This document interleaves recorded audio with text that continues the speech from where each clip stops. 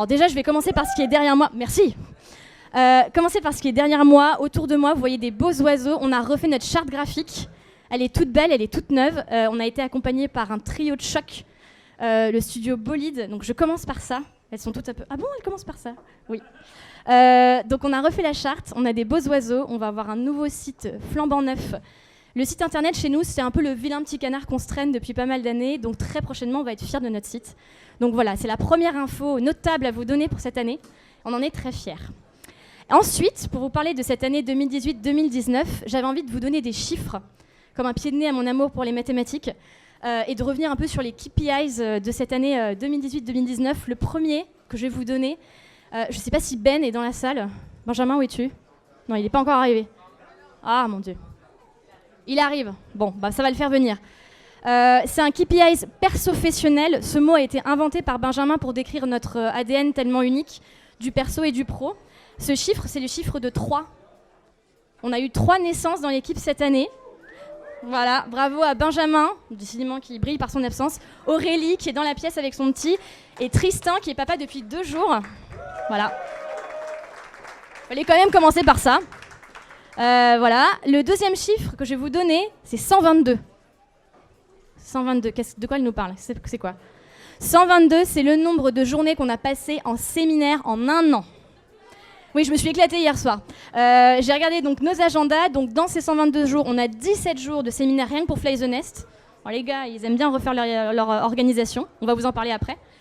Alors j'ai compté dans ces 122 jours uniquement une journée, sans prendre en compte le nombre d'animateurs. J'ai pas multiplié par un nombre d'animateurs parce que sinon c'était pharaonique. Voilà. Donc en gros, si on ne répond pas à vos mails ou à vos appels, c'est sans doute qu'on est en train de coller du post-it ailleurs. Désolée. Ensuite, 41. 41, c'est le nombre d'équipes qu'on a accompagnées en un an. Moi, j'étais assez impressionnée par ce chiffre hier quand je l'ai regardé. Je pense qu'on peut être fiers. Parce que du coup, je pense qu'au total, on a dû accompagner une centaine de projets en comptant les pro bono, les copains dont on fait le master plan. Alors, on ne compte pas les master plans de thèse qui nous arrivent à faire pour nos chers et tendres. Mais quand même, 41 en un an, c'est un beau chiffre. Et du coup, c'est un peu lié, mais c'est le chiffre 6, et je m'arrêterai là. 6, c'est le nombre de nouvelles recrues qu'on a eues en un an. Donc voilà, donc Anne, Camille, Corinne, Raphaël, Florence et Hugues, bienvenue. Parce que, voilà. Donc, ce qui fait que nous sommes aujourd'hui, et c'est maintenant le dernier chiffre, 19 dans l'équipe. Donc pour celles et ceux qui nous suivent, on aime bien utiliser des noms d'oiseaux pour parler de la taille de nos clients. Donc on va du colibri au condor. Ptérodactyle, ce sera pour plus tard. Donc on est un aigle depuis à peu près 15 jours. Et on est super fiers. Et en fait, quand je réfléchis, on n'est pas seulement un aigle, parce qu'en fait, on est plus grand que ça. On a aussi dans l'équipe, je pense qu'il faut les compter, on a les 4 membres de l'équipe Scylla, c'est notre experte comptable, Stéphanie, je ne sais pas où tu es. Sans qui? Merci Stéphanie. Alors, sans cette femme et son équipe, on n'aurait pas le temps de coller des post-it et de faire des apéros, et ce serait bien dommage.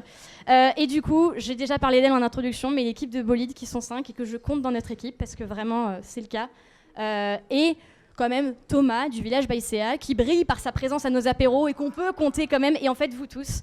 Donc en fait on est plus qu'un aigle, et encore merci d'être là ce soir. Oui, il est là. Mais il est dans les 19, voyons. Voilà. Mais il va parler aussi. Ça me fait une transition parfaite, je passe le micro à Manu. Excellent. Merci à tous. Manu? C'est Manu ou c'est Hugues qui parle? Hugues, Manu. Je passe le micro à Hugues.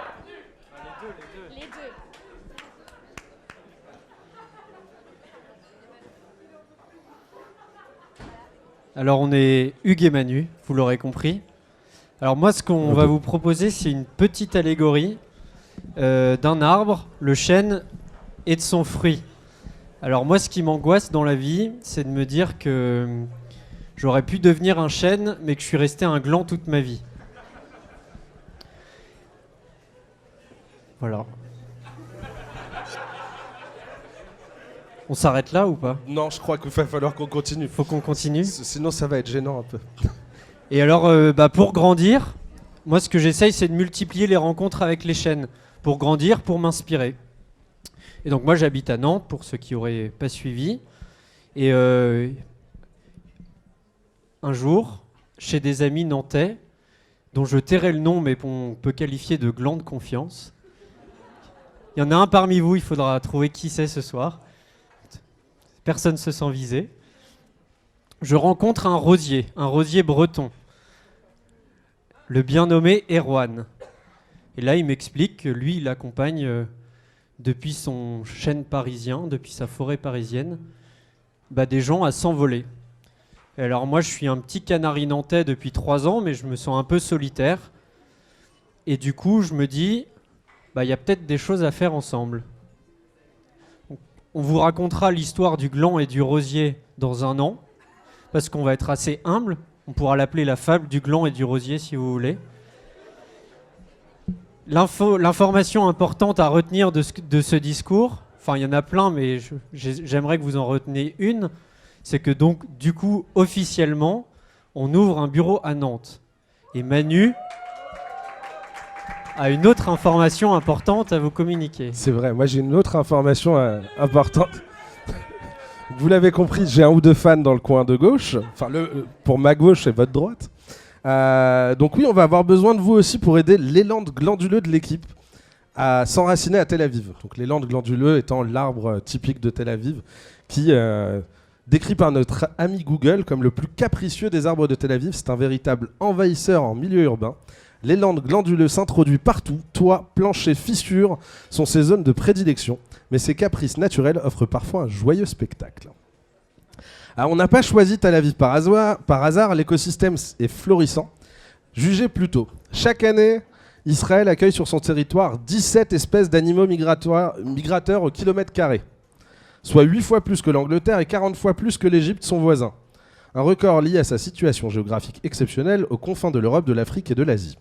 Mais également, grâce à la volonté farouche de placer la biodiversité au cœur de l'aménagement du territoire israélien. On pourrait parler également de l'écosystème start-up qui est plus conséquent que celui français, vu qu'il y a 2,3 fois plus de start-up par habitant là-bas qu'ici. Bref, on s'inscrit humblement, bien sûr, dans cette dynamique de croissance. Pour que nos forêts fonctionnent bien, il faut des glands et des oiseaux. Alors, on va avoir besoin de vous, petits glands et petits oiseaux parisiens, pour nous aider à nous construire encore mieux. Si vous connaissez des glands qui veulent devenir chênes ou des élans glanduleux, on recrute donc à Nantes et Tel Aviv. Et si vous connaissez des canaris ou des birdies qui ont besoin d'accompagnement pour s'envoler, parlez-leur de nous ou parlez-nous ce soir. Donc, pour qualifier un peu mieux, enfin un peu plus clairement, on recherche des personnes potentiellement intéressées par un accompagnement Fly the Nest, par discuter avec des gens sympas, faire des apéros, exactement, il y en a qui me connaissent, passer des bons moments avec des gens intelligents pour discuter entreprise libérée, holacratie, bien-être au travail et comment on peut rendre le monde vertueux. Et voilà. Donc si vous connaissez des personnes ici sur Paris, vous savez déjà que vous pouvez venir nous rencontrer. Sur Nantes, vous savez que vous pouvez parler à Hugues ou Erwan. Sur Israël, vous pouvez me parler à moi. Et si vous avez des autres choses dont vous voulez parler, ça sera avec plaisir, vu que le bavardage est toujours une part de ma gourmandise. Voilà.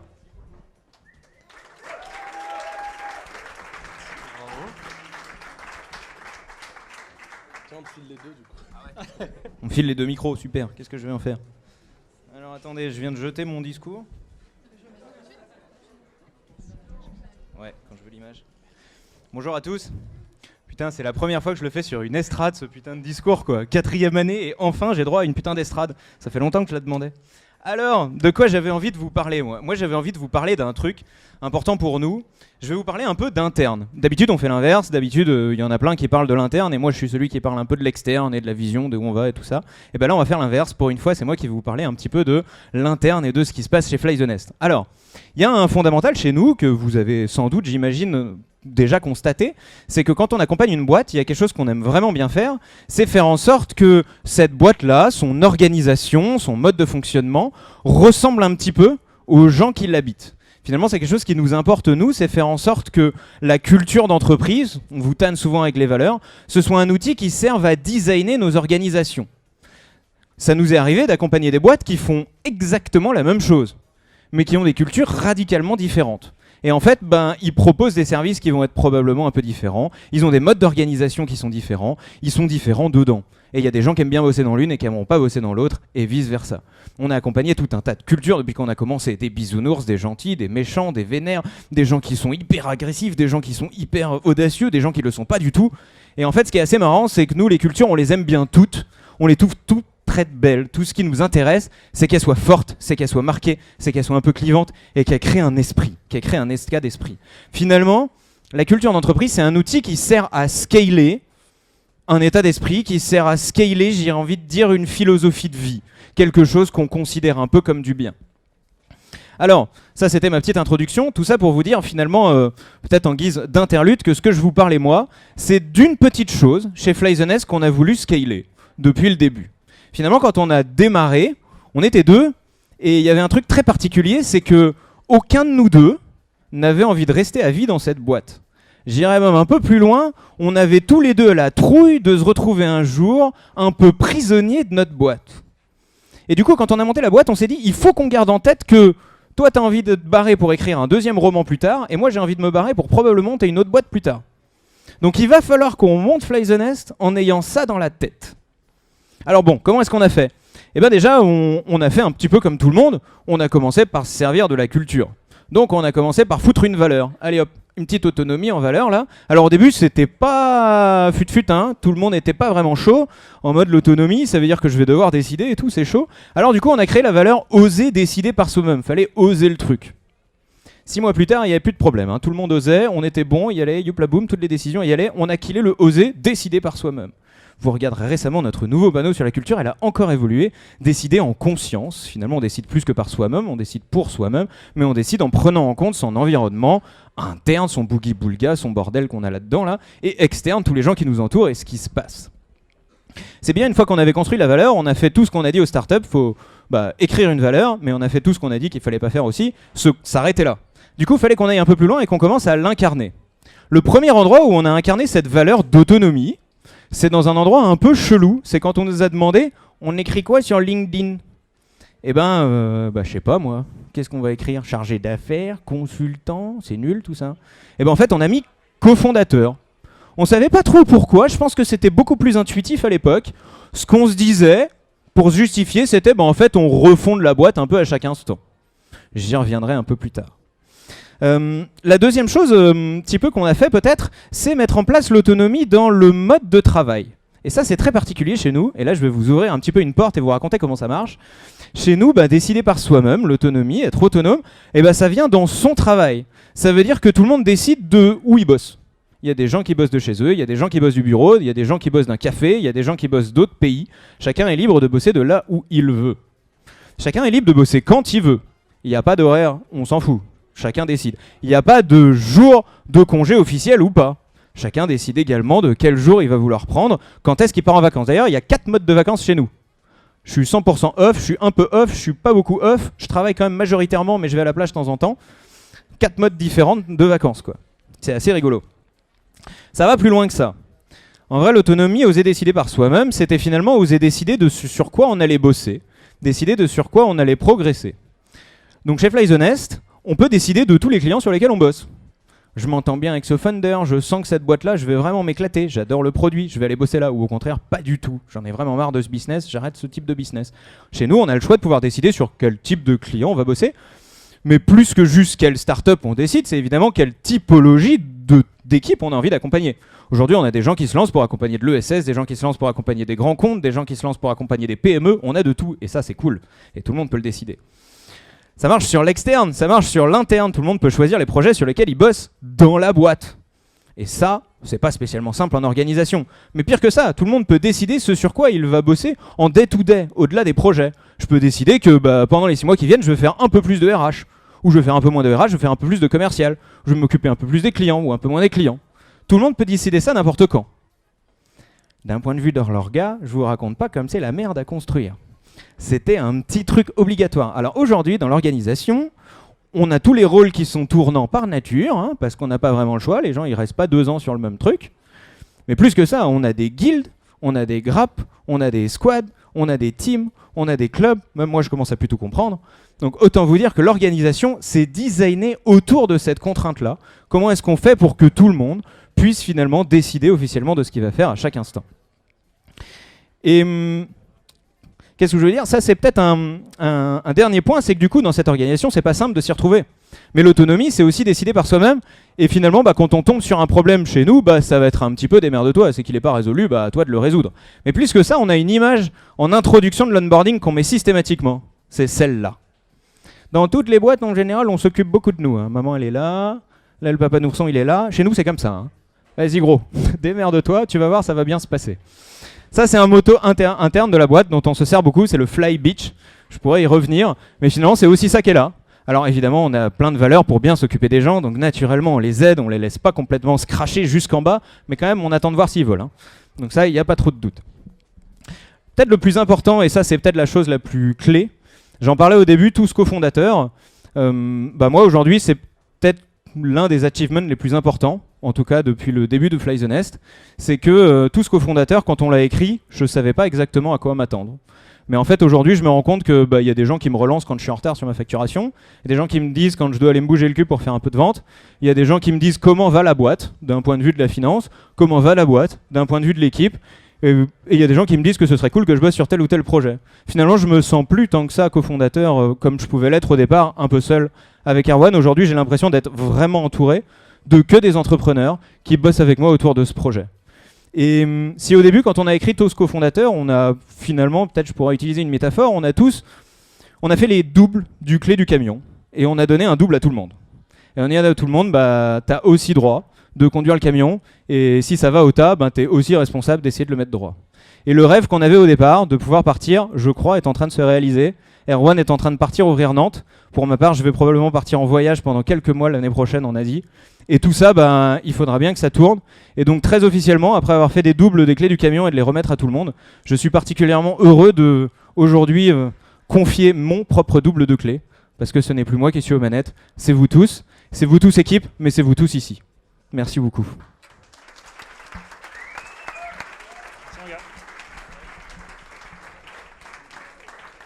Merci Cédric.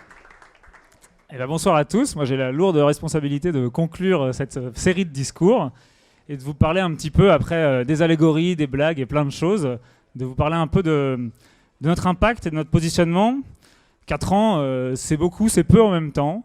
Il s'est passé pas mal de choses et du coup j'avais envie de pouvoir vous repasser un petit peu le passé et vous dire comment on se projette sur la suite. Alors il y a 4 ans, quand on a commencé finalement, on est né un peu sur un enjeu de changement d'échelle. Par nos expériences précédentes, avec Cédric, on avait hérité d'une démarche de travail collaborative avec des résultats qui se confirmaient exceptionnels jour après jour. Et cette démarche-là, nous, on n'avait qu'une envie, c'est que tout le monde puisse l'expérimenter, que tout le monde puisse la pratiquer à sa manière. Finalement, on trouvait que le monde du travail et le monde de l'organisation du travail, c'était quand même pas forcément joyeux et qu'il y avait quand même quelque chose à faire pour changer tout ça. Et au début, on s'est finalement dédié, justement, un peu comme un effet miroir, à ceux qui changent aussi d'échelle. On est allé voir les start-upers et les start-up en se disant, ces personnes qui changent d'échelle, cette démarche collective, justement, elle va leur être utile.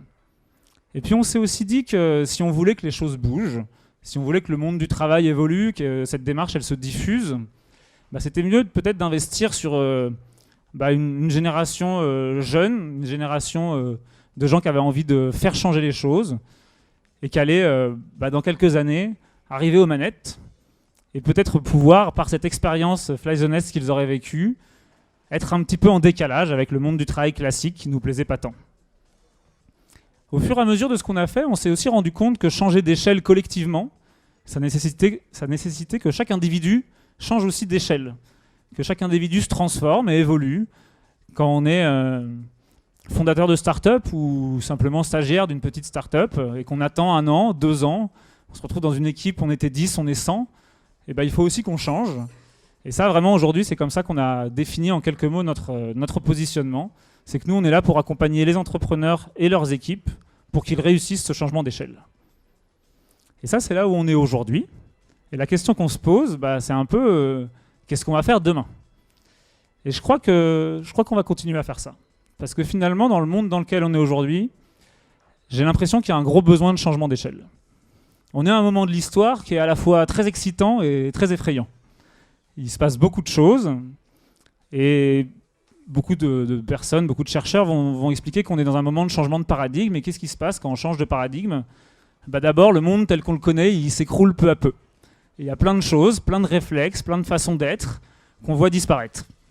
On voit bien que les démocraties ont un peu de mal, on voit bien que le climat se barre en couille. Et ça, finalement, ça peut nous faire peur. Mais ce qu'on ne voit pas, c'est qu'il y a plein de choses nouvelles qui naissent, qui seront peut-être justement ce paradigme de demain. Et par essence, comme elles naissent, on ne peut pas vraiment les remarquer. Elles sont cachées dans tout le bruit ambiant. Et je crois que fondamentalement, ce que nous, on va vouloir accompagner, c'est les changements d'échelle de ces solutions-là. Et je vais prendre un exemple concret. Il y a cet été, je regardais un reportage qui expliquait sur un sujet donné que pour ce sujet, l'enjeu, c'était de faire 10 fois plus sur les économies de consommation de carbone. Puis à ce moment-là, je me suis dit, mais en fait, faire 10 fois plus, c'est ce qu'on fait au quotidien avec toutes nos startups. C'est peut-être jouable, en fait. Et puis je me suis posé la question et je me suis dit, il y a tellement de sujets, en fait, qu'il faudrait qu'ils changent d'échelle. Ça serait bien, peut-être, d'avoir 10 fois plus de femmes dans les postes à responsabilité. Ça serait bien, peut-être, d'avoir 10 fois moins de ressources consommées au quotidien dans tout ce qu'on fait. Ça serait bien aussi d'avoir 100 fois plus d'entreprises à impact positif, d'entreprises qui construisent leur raison d'être, d'entreprises à mission, comme on dit maintenant.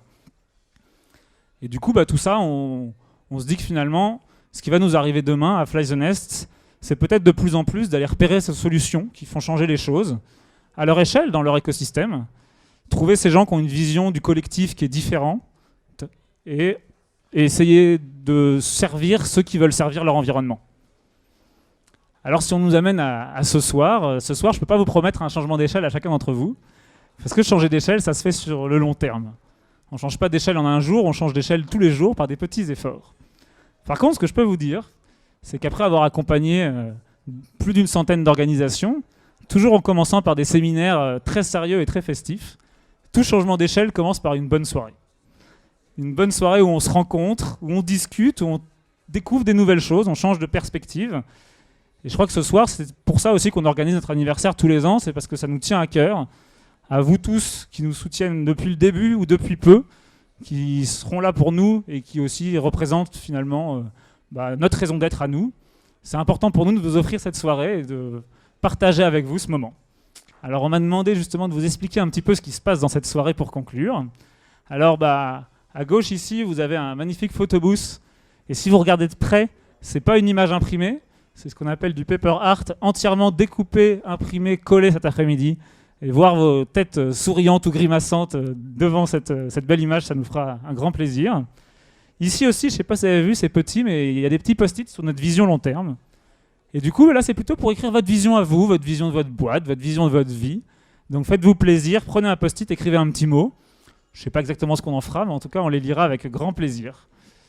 De l'autre côté là-bas, vous avez une belle table de spiritueux à déguster avec plaisir pour les amateurs. Et à côté, une boîte dans laquelle vous pouvez mettre un projet personnel qui vous importe. Et on en choisira un. Alors, je n'ai pas toutes les modalités, je ne sais pas si c'est un tirage au sort ou pas. Dans tous les cas, essayez. Et on en choisira un pour accompagner gratuitement un projet. Parce que justement, c'est ça qui nous anime et qu'aussi accompagner pro bono des projets de petite taille, ça a toujours fait partie de notre ADN. Je crois que j'ai tout dit. Du coup, il ne me reste plus qu'à vous souhaiter une bonne soirée, un bon apéro et je pense qu'on va pouvoir commencer le champagne. Merci à tous.